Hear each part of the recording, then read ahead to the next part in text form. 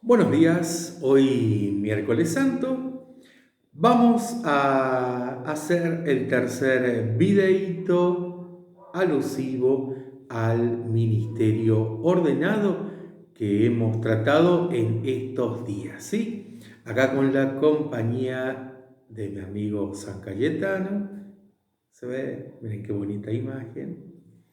Vamos a ver si la vista me ayuda y vamos a intentar leer la lectura del libro del profeta Isaías. La lectura del libro del profeta Isaías en capítulo 50, versículos 4 al 9. Mi Señor me ha dado una lengua de iniciado para saber decir al abatido una palabra de aliento. Cada mañana me espabila el oído para que escuche como los iniciados. El Señor Dios me ha abierto el oído y yo no me he rebelado, ni me he echado atrás.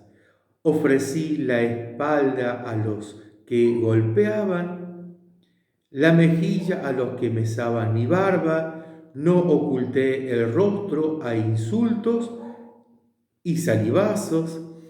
Mi Señor me ayudaba, por eso no quedaba confundido, por eso ofrecí el rostro como pedernal, y sé que no quedaré avergonzado.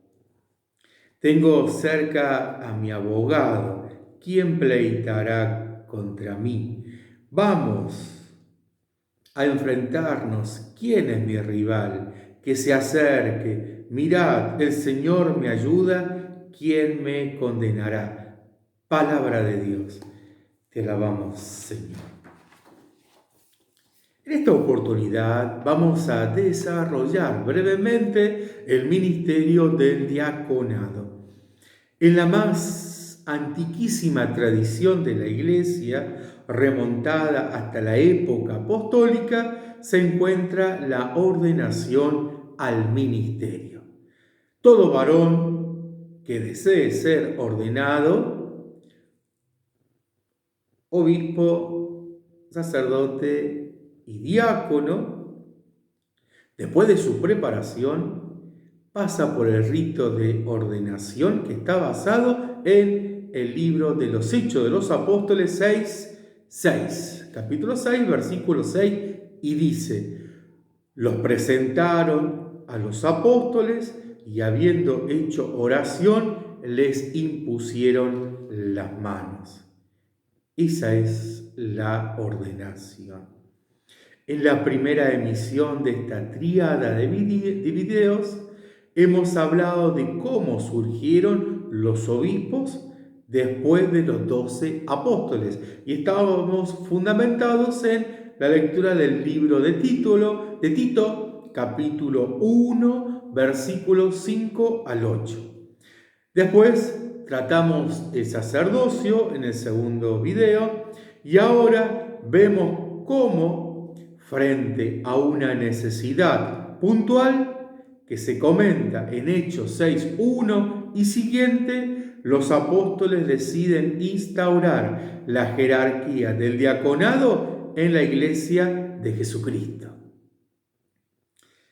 En los tres órdenes sagrados, es decir, en los tres grados del orden sagrado, es decir, el obispo, el presbítero y el diácono, se utiliza el mismo proceder para ordenar la ordenación del obispo, que es la oración de consagración, y el envío para designar la función, ¿sí? Tal oración de envío misionero está fundada en el Evangelio de San Juan, capítulo 20, versículos 21. Dice la palabra que un sector de comensales no estaban siendo bien atendidos, Hechos 6:1. Por eso los apóstoles deciden elegir a 7 hombres de fe para que realicen el servicio que se requería. Leemos en Hechos capítulo 6, versículo 5. La propuesta agradó a toda la asamblea y eligieron a Esteban, hombre lleno de fe y del Espíritu Santo, a Felipe, a Prócoro, a Nicanor, a Timón, a Parmenás y a Nicolás, prosélito de Antioquía. En Timoteo se amplía un poco más el tema de los diáconos y se dan algunas pautas.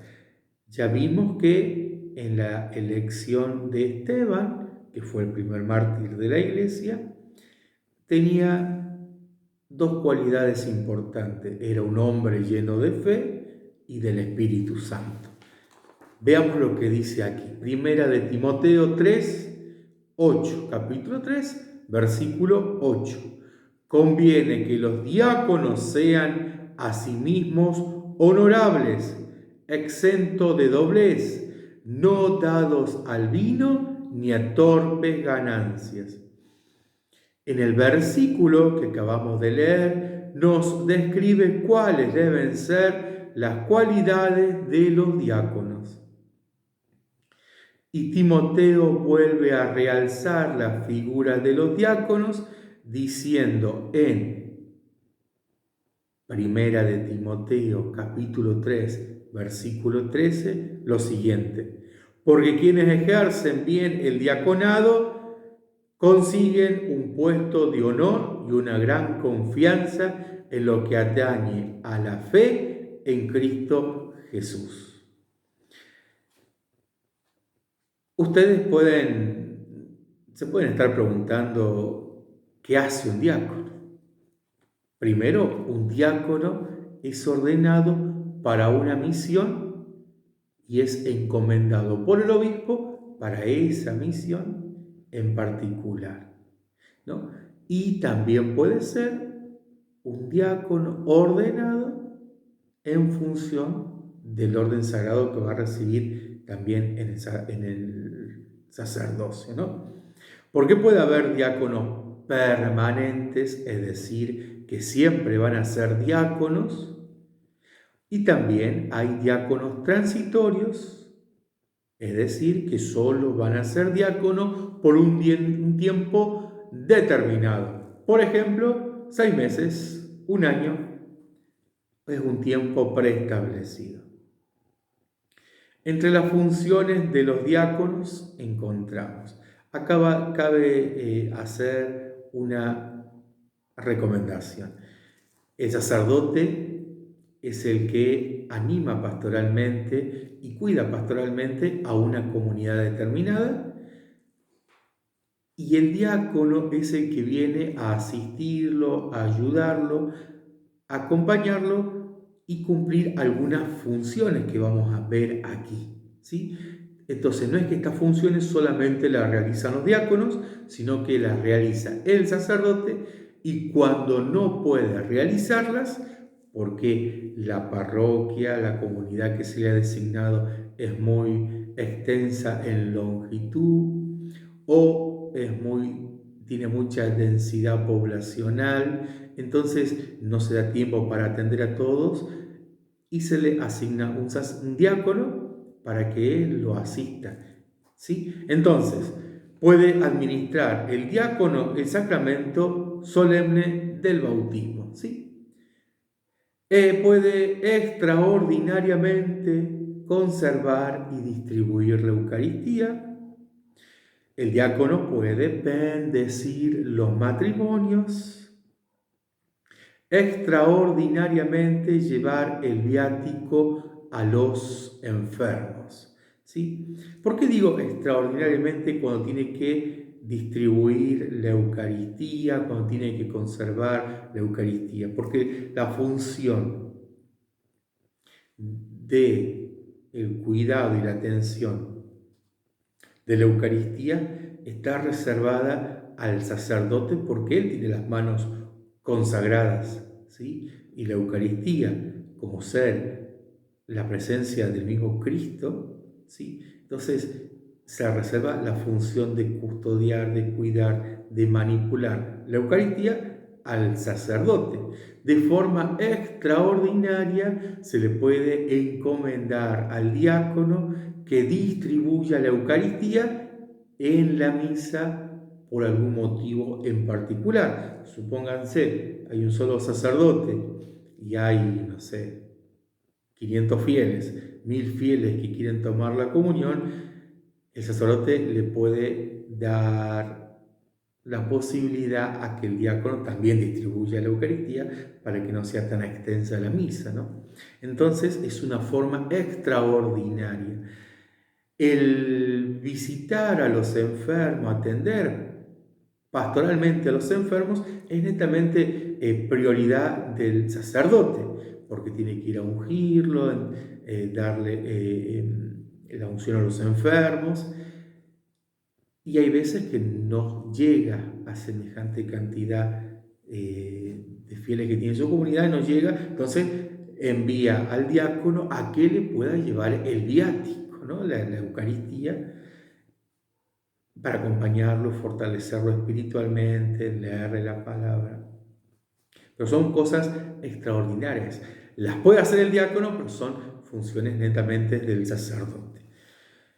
El diácono puede leer las Sagradas Escrituras a los fieles, ya sea personalmente cuando sale a bendecir las casas, ya sea cuando está dando algún cursillo a 2 o 3 fieles.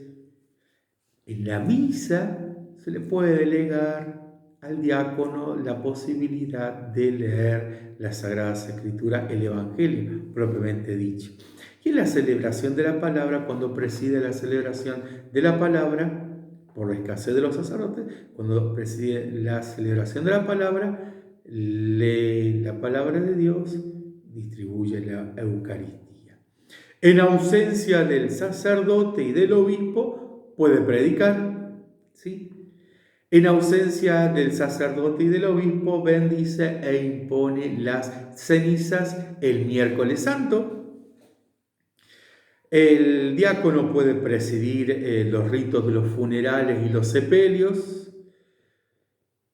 El diácono no celebra la Eucaristía, el diácono no confiesa, no realiza el sacramento de confesar.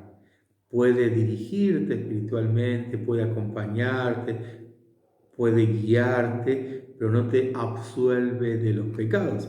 Entonces, eso es función propia del sacerdote, pero el diácono puede acompañarte, orientarte espiritualmente. El diácono puede bendecir con el Santísimo Sacramento y en la misa el maestro de ceremonia es el diácono. En la misa el que coordina la liturgia es el diácono. Vamos a poner el caso particular que es una fiesta parroquial, es una misa multitudinaria por algún motivo en particular, ¿no? Entonces es el diácono el que va coordinando las distintas tareas que se van dando dentro de la misa, ¿no? Vos haces esto, vos haces aquello, vos haces aquello otro. Entonces el diácono es el que está atento a asistir la mesa del altar. Estas son las funciones que el diácono puede hacer y las funciones que el diácono no puede hacer. Entonces, les agradezco haberme acompañado en estos 3 días, de haber realizado estos 3 videitos para profundizar sobre el ministerio ordenado dentro de la Iglesia y pedirles también que recen, eleven sus oraciones por los diáconos, por los sacerdotes, por los obispos, para que el auxilio de sus oraciones también lleguen a confortar sus almas y la misericordia de Dios llegue a acompañarlos a ellos, ¿sí? Soy el obispo Leandro Suárez, de la Iglesia Apostólica del Renacimiento Espiritual de tradición católica nacional. Que el Señor bendiga a cada uno de ustedes. En el nombre del Padre, del Hijo y del Espíritu Santo. Amén. Muchas gracias.